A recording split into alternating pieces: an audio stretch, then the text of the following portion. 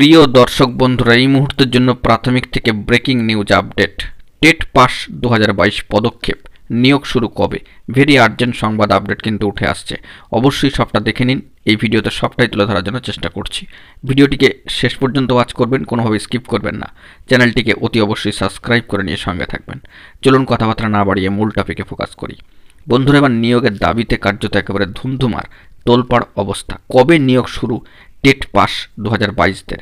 প্রাথমিক শিক্ষক নিয়োগ ঘিরে দ্রুত ইন্টারভিউ শুরুর দাবিতেই গতকালকে বৃহস্পতিবার দুপুরে চাকরি প্রার্থীদের বিকাশ ভবন অভিযানকে কেন্দ্র করে একেবারে ধুমধুমার পরিস্থিতি কিন্তু হলো।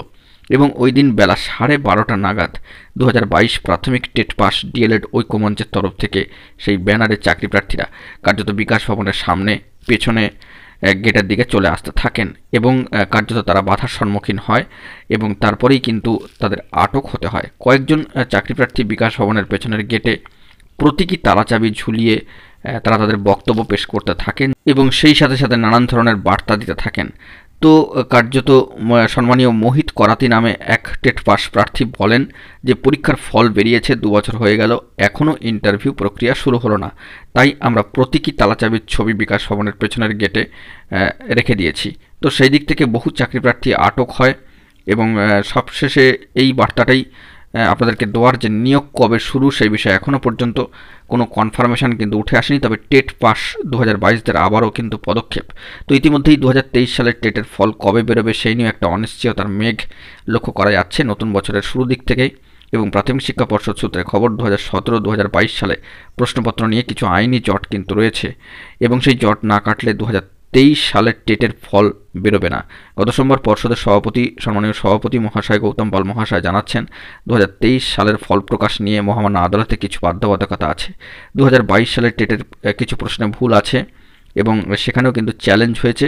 2017 সালের প্রশ্নপত্রেও ভুল নিয়ে আইনি জটিলতা রয়েছে। ওই সমস্ত পরীক্ষার্থীদের অভিযোগ খতিয়ে দেখতে বিশেষজ্ঞ কমিটিও কিন্তু রয়েছেন। এখন সম্পূর্ণ বিষয়টা বিচারাধীন। আইনি জটিলতা না কাটলে 2022 সালের নিয়োগ প্রক্রিয়া শুরু করা যাচ্ছে না। 2022 সালের নিয়োগ প্রক্রিয়া শুরু না হলে 2023 সালের ফল বেরোবে না, এরকমই বার্তা কোট আনকোটভাবে কিন্তু উঠে আসছে। তবে এই সমস্ত যুক্তি মানতে একেবারেই নারাজ 2022 এর পরীক্ষার্থীরা, যারা টেট পাস করে গিয়েছেন এবং যারা পরীক্ষা দিয়েছেন 2023 টেটের যারা রেজাল্টের অপেক্ষায় রয়েছেন।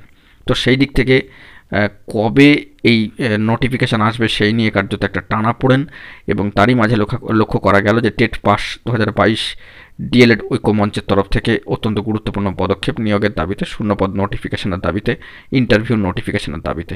তো এই খবর আপডেটটি উঠে আসছে এখন এটুকুই। সকলে ভালো থাকবেন, চ্যানেলটিকে সাবস্ক্রাইব করে সঙ্গে থাকবেন। ধন্যবাদ।